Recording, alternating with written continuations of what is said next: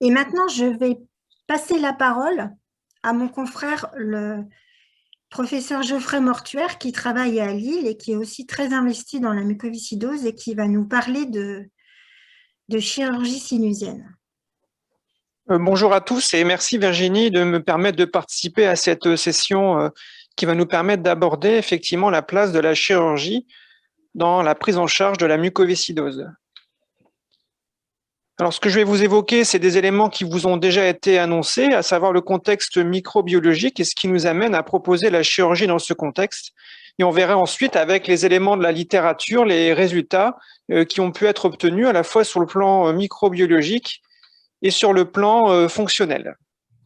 Alors, concernant le contexte microbiologique, on l'a bien compris, les cavités nasosinusiennes sont des niches bactériennes.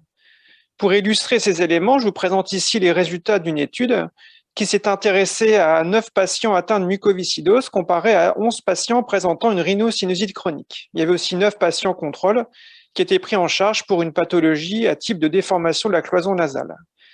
Ces patients ont bénéficié de prélèvements des sécrétions nasales et de biopsies muqueuses. Ce qu'on constate chez les patients qui sont atteints de mucoviscidose, on observe une plus grande quantité de bactéries en position intramuqueuse, comme on le voit sur la photo, des espèces d'inclusions sous-muqueuses profondes dont l'accès est rendu difficile par les traitements simples que l'on peut faire par lavage ou par simple aérosol. Et ce qu'on constate aussi, c'est la présence chez ces patients de macrophages immunotolérants qui vont donc se comporter de manière différente vis-à-vis de l'agent pathogène. Donc on retrouve bien donc ces deux caractéristiques, des inclusions bactériennes intramuqueuses et un état d'immunotolérance locale. Autre élément important, ces niches bactériennes vont pouvoir contaminer l'arbre respiratoire bronchopulmonaire. Ça a pu être montré par des études réalisées à partir de traceurs isotopiques. On comparait 12 patients atteints de mucoviscidose à 6 sujets contrôle. Un traceur était positionné au niveau de la muqueuse nasale et l'on enregistrait ensuite les images pulmonaires après 8 heures en position de décubitus. Et ce qu'on constate lorsqu'on fait la soustraction du bruit de fond du produit radioactif par rapport à ce qui est localisé au niveau pulmonaire, on constate que chez les patients suivis pour mucoviscidose, la quantité de produits radioactifs est beaucoup plus présente au niveau bronchique, ce qui témoigne bien d'une augmentation des sécrétions et d'une contamination possible du compartiment pulmonaire. Si bien qu'on peut évoquer une unité microbiologique des voies aériennes supérieures et inférieures.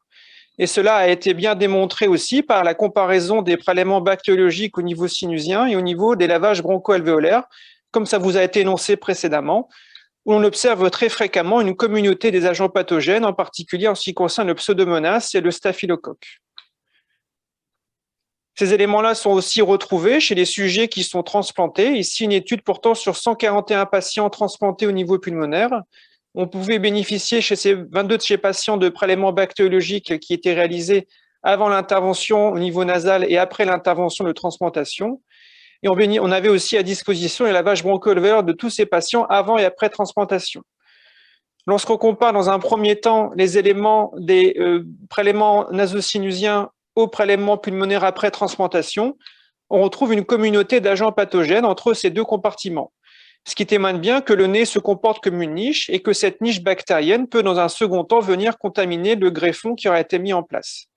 On s'aperçoit aussi que après la transplantation, au niveau sinusien et au niveau broncho-alvéolaire, on retrouve aussi les mêmes agents pathogènes qui témoignent bien de la communauté de ces deux compartiments anatomiques. Alors dans ce contexte, comment se positionne la chirurgie? Il faut tout d'abord reprendre les principes du traitement de la rhinosinusite chronique dermatopurulente dans lequel s'intègre la mucoviscidose. On a sur le plan clinique un œdème, une stagnation importante de sécrétions mucopurulentes qui sont déshydratées, et puis une altération du drainage mucociliaire qui favorise la persistance de ces sécrétions au sein des fosses nasales et la contamination bactérienne. Sur le plan médical, on dispose des traitements locaux à visée anti-œdémateux, mais surtout l'antibiothérapie locale sous forme d'aérosol, comme ça vous a été présenté précédemment. Pour favoriser le drainage mucociliaire, on peut avoir recours aux irrigations salines en grande quantité. Lorsque ces options thérapeutiques médicales échouent, la chirurgie a toute sa place pour pouvoir restaurer des cavités larges qui vont permettre l'évacuation des sécrétions, le désencombrement nasal et ainsi permettre de faire le lit du traitement médical, que ce soit l'antibiothérapie en aérosol avec embout nasal ou les irrigations qui seront proposées pour faciliter le nettoyage naso-sinusien. C'est donc dans ce contexte que la chirurgie prend toute sa place dans le cadre de la mucoviscidose. Alors, quelles sont les indications de la chirurgie? Avant toute chose, c'est bien évidemment des indications symptomatiques chez des patients qui, au niveau naso-sinusien, sont invalidés. Cette indication est parfois difficile à établir puisqu'on l'a vu précédemment, les patients sont finalement peu plaintifs de leur état d'encombrement nasal ou de leur obstruction. Autre indication formelle, c'est la découverte sur l'imagerie d'une anomalie telle qu'une rétention mucocélique, qui, lorsqu'elle est volumineuse, peut avoir un risque, notamment sur le plan orbitaire. Et puis, dernière indication, qui est finalement celle que nous défendons, celle de pouvoir essayer d'assurer une éradication des niches bactériennes naso-sinusiennes. Alors, quelles sont les modalités opératoires? Il en existe plusieurs. Ici, une première vidéo qui vous montre une chirurgie de polypectomie lorsqu'on retrouve au sein des fosses nasales de volumineuses masses polypoïdes. Le principe est de désencombrer la fosse nasale en extrayant ces masses polypoïdes pour, dans un second temps, permettre le drainage mucociliaire. Une autre possibilité, lorsqu'il existe une ballonisation des sinus maxillaires, c'est de pouvoir réaliser une méatotomie moyenne par voie endoscopique. Ici, dans une fosse nasale gauche, on va repérer la région du méa moyen, là où se draine le sinus maxillaire, pour en assurer l'ouverture et ainsi permettre l'évacuation des sécrétions qui sont accumulées au sein de ce sinus, en sachant bien évidemment que la chirurgie sera essentielle pour pouvoir assurer les prélèvements bactériologiques. Et puis, dernière possibilité technique, c'est l'ouverture complète des sinus, qui, en plus d'assurer l'ablation des polypes lorsqu'ils sont présents et l'ouverture des sinus maxillaires, va aussi pouvoir assurer un drainage adjacent du sinus ethmoïdal, qui peut être aussi le siège de rétention et d'inclusion bactérienne sous-muqueuse, qu'il sera nécessaire de mettre à plat pour, dans un second temps, permettre au traitement médical de pouvoir assurer son rôle de nettoyage et de drainage des sécrétions. Donc, c'est vraiment les enjeux de la chirurgie, c'est la désobstruction et le drainage, mais bien évidemment, l'enjeu est aussi microbiologique afin d'assurer des prélèvements de qualité qui nous permettront d'adapter en post-opératoire le traitement du patient. Alors, quels sont les résultats de la chirurgie sur le plan bactériologique? Une première étude et premier élément avant de parler de résultats bactériologiques, c'est est-ce que la chirurgie est néfaste sur la croissance du massif facial? Lorsqu'on opère les adultes, bien évidemment, ça ne pose pas de problème, mais la question peut se poser chez les enfants. Alors, pour essayer de répondre à cette question, une étude portant sur 67 patients d'un âge initial moyen de 3,1 ans, 46 patients avaient bénéficié d'une chirurgie d'ouverture sinusienne à la fois au niveau maxillaire et ethmoïdal, et 21 patients étaient témoins sans intervention chirurgicale.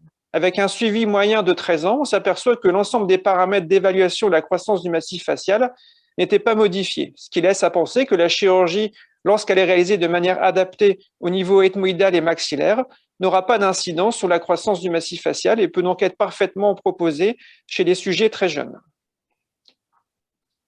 Donc, par rapport au portage bactérien sinusien, qu'est-ce que la chirurgie nous apporte? Ici, une étude portant sur 48 patients atteints de mucoviscidose, pour lesquels était réalisée une chirurgie fonctionnelle, c'est ce que veut dire le symbole ESS, c'est une ouverture des sinus, associée en post-opératoire à des irrigations à grande quantité d'eau et une aérosol thérapie avec la colimicine. Ces patients bénéficient également d'aspiration itérative au niveau des fosses nasales.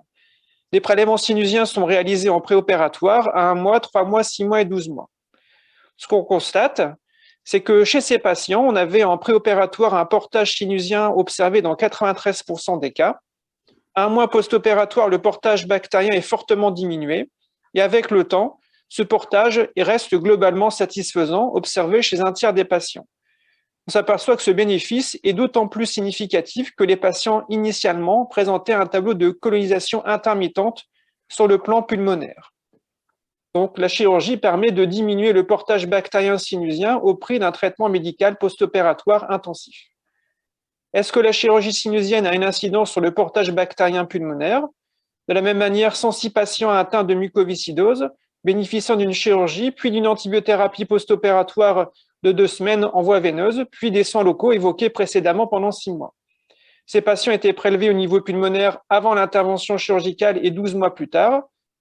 On constate là aussi, chez ces patients, un effet positif avec une augmentation de 150% des patients qui en post-opératoire ne sont pas infectés sur le plan pulmonaire et une diminution de 38% des patients qui, colonisés de manière intermittente, ne le sont plus après l'intervention.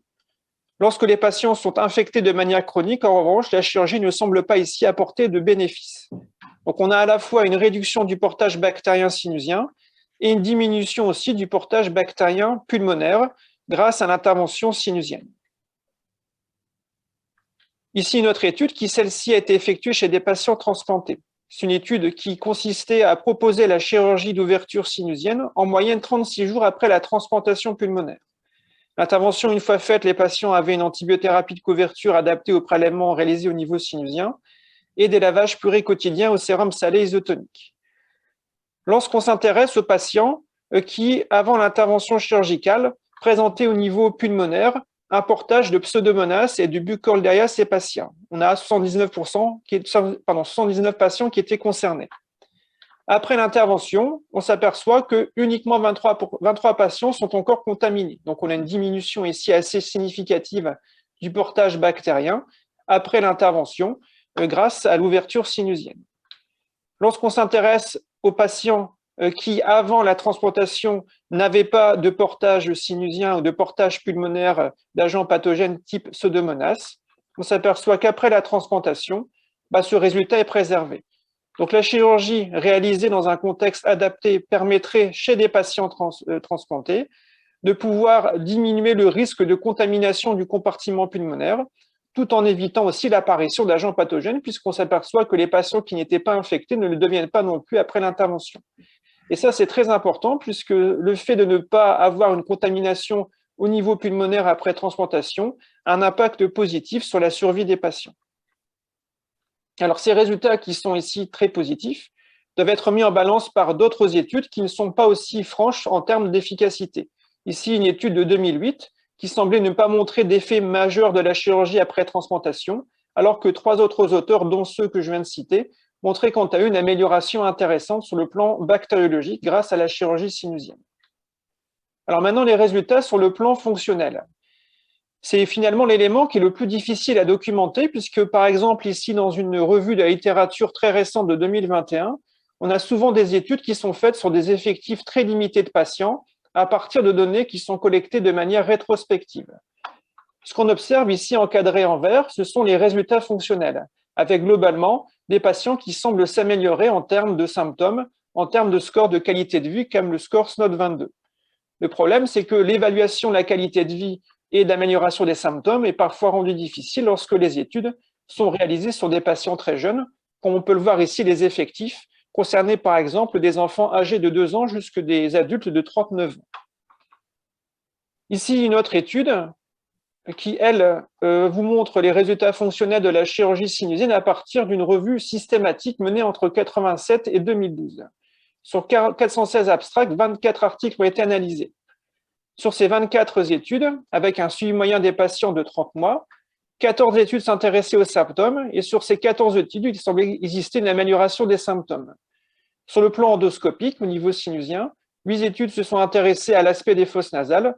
Ici, le résultat est moins bon, mais on sait que la corrélation n'est pas formelle entre l'aspect endoscopique des fosses nasales et le ressenti symptomatique. Maintenant, quels sont les bénéfices de la chirurgie sinusienne sur le plan de la fonction ventilatoire? Pour illustrer cela, une étude de 2018 portant sur 131 patients suivis pour mucoviscidose et traités chirurgicalement par chirurgie endoscopique. Ces patients avaient une évaluation respiratoire spirométrique 1 an avant l'intervention et 1 an plus tard. On s'aperçoit qu'en fonction du VEMS préopératoire, les patients qui étaient le plus altérés constataient une très légère amélioration de leur score respiratoire. Donc, le bénéfice semble potentiellement exister à 1 an post-opératoire, mais principalement chez les patients qui étaient plus altérés initialement. Cela n'est pas confirmé par toutes les études. Ici, une méta-analyse récente de 2021 concernant 12 études et 570 patients. On s'aperçoit qu'à 6 mois, après l'intervention sinusienne, le VMS ne semble pas être modifié. De la même manière, lorsqu'on établit la même analyse à 12 mois. Donc finalement, des résultats qui sont contredits, pas foncièrement confirmés sur le plan de la fonction ventilatoire. Concernant maintenant les suites de la chirurgie, est-ce que le fait d'opérer des patients jeunes ou moins jeunes les expose à des complications plus sévères? Pour cela, une étude comparait 213 patients atteints de mucoviscidose à 801 patients non atteints de mucoviscidose mais présentant une rhinosinusite chronique. traités chirurgicalement et ensuite suivis régulièrement pendant 30 jours. On s'intéresse aux 30 jours post-opératoires puisque c'est dans cette période que les complications immédiates sont les plus significatives. Donc ce tableau très long permet de constater qu'on avait entre les deux groupes des prises en charge chirurgicales qui étaient globalement comparables en termes d'ouverture sinusienne, ethmoïdectomie, ouverture maxillaire, ouverture du sinus phénoïde avec des temps opératoires comparables. La seule différence qui apparaissait, c'était que les patients suivis pour mucoviscidose avaient une durée d'hospitalisation qui était globalement plus longue, ce qui apparaît logique puisque très souvent ces patients doivent avoir un suivi post-opératoire plus long pour s'assurer qu'il n'y ait pas d'encombrement bronchique suite à l'anesthésie.